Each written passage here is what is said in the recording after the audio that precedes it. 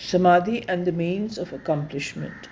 Now, instruction in yoga samadhi in accord with an established tradition begins.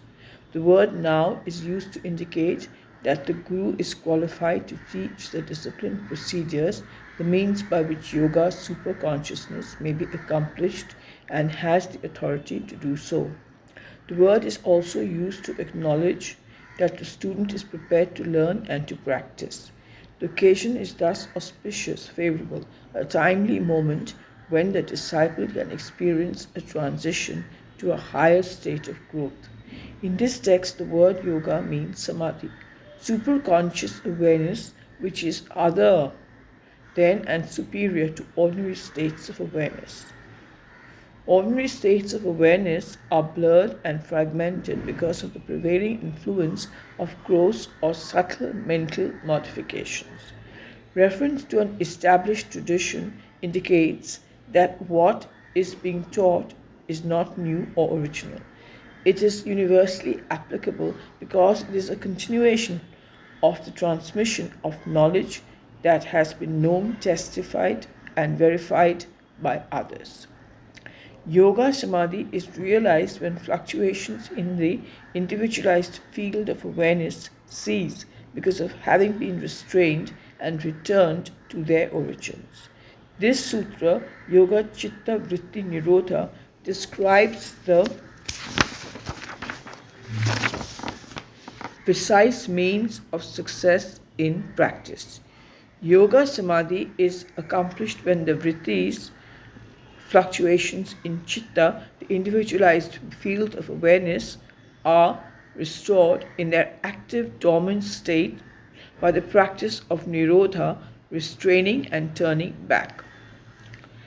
When fluctuations in awareness cease, the seer, the perceiver, the true self abides in its own nature.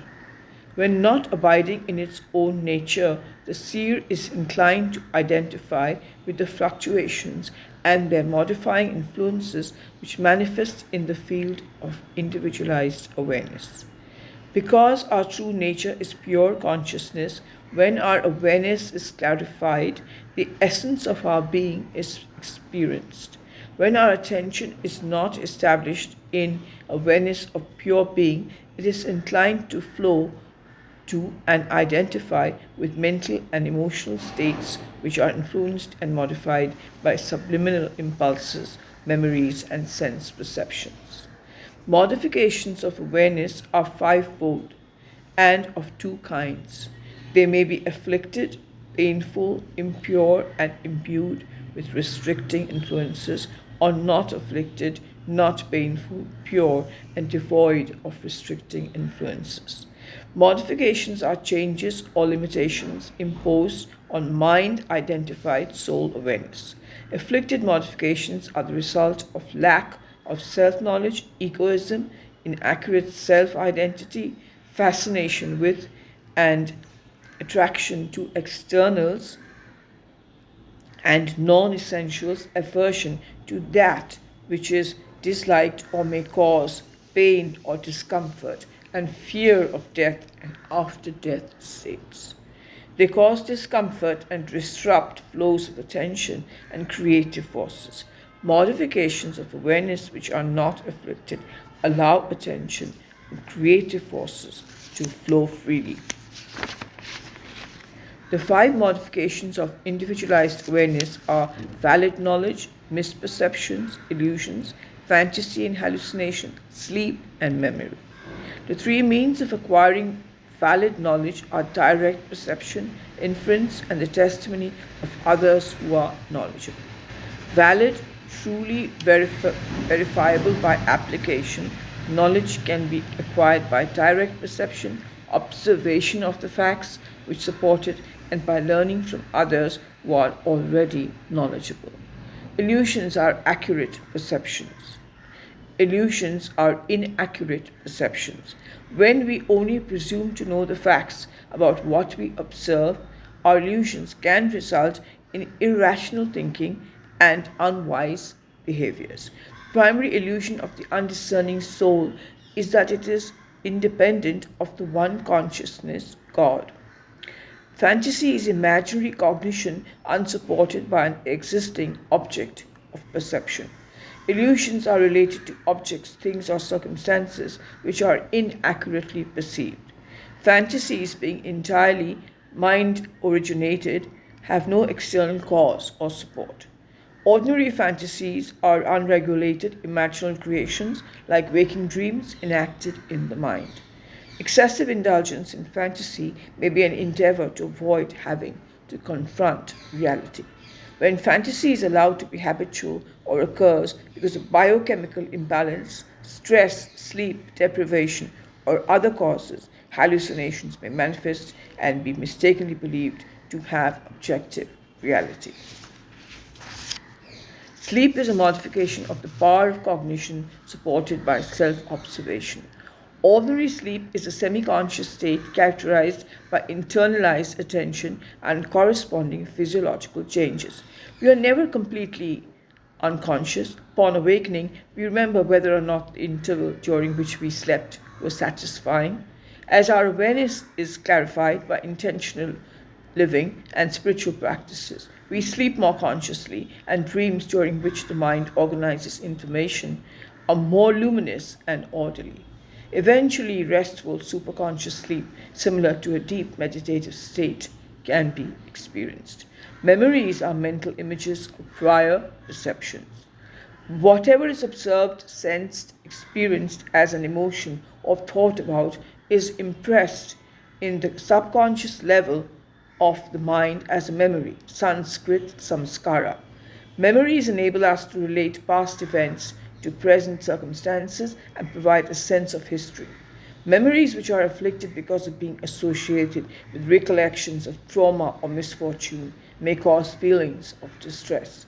Even memories of pleasant events, if excessively dwelt upon, can be obstacles to purposeful, effective living.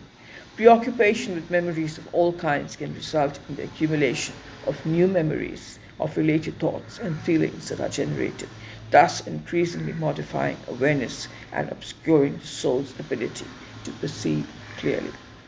Fluctuations and modifications in the individualized field of awareness can be restrained, restricted, and removed by meditation practice and dispassionate non attachment. Thoughts and moods that blur awareness and distract attention should be regulated and subdued. Attention is concentrated and directed inward during meditation practice. When involved in ordinary activities, calm, objective observation of thoughts, moods, and circumstances pacifies thought processes and elicits emotional calmness. Of these two practices, attentive concentration on a chosen object or ideal is meditation. Meditation practice becomes firm and steady by persistent, devoted endeavor. Regular alert meditation practices removes attention from distractions and directs it to the chosen object or ideal to be known or experienced. Persistent devoted practice results in superconscious realizations that provide actual experience of the difference between clear states of awareness and ordinary modified or conditional states. Dispassionate non attachment is accomplished by renouncing cravings and instinctual urges. Cravings, persistent desires, and instinctual urges, which are grounded in the mind and body, do not originate in the soul, are easily renounced by observing them with an attitude of calm detachment. The most accomplished renunciation results from self realization, which enables one to disregard and transcend the actions of the cosmic forces regulated by the constituent attributes of nature. Three constituent attributes of nature, gunas, regulate the actions of cosmic forces. The attribute of sattva guna is evident in orderliness, brightness, and illumination of consciousness. Rajas guna is evident in movement and transformation. Tamas guna causes inertia and dullness. These three influences can also be observed within our mind and body. Our thoughts and moods can be elevated, constantly changing, or dull and sluggish, or heavy and apathetic. To live effectively and experience rapid unfoldment of soul qualities, it is recommended that sattvic elevating characteristics be cultivated. Rajasic transformative characteristics can be disciplined and directed to higher purposes, and tamasic heavy awareness clouding characteristics can be overcome and avoided. To do this, thoughts, moods, actions, personal behaviors, relationships, and foods should be selectively chosen as determined by common sense, intellectual discernment, and one's aspiration to actualize total well being, mental illumination, and liberation of consciousness. The samadhi of wisdom is accompanied by gross and subtle thoughts, ecstatic tranquility, partial self realization, and the joyful experience of oneness with universal consciousness. The samadhi of wisdom is a primary stage during which various perceptions are present, including those of thought processes, which are either strongly evident or extremely subtle in intensity and character. Even though this superconscious state may be accompanied by unusual and enjoyable perceptions, it is tainted by the presence of awareness modifying characteristics and influences of the attributes of nature. Although it provides some insight, it is not liberating.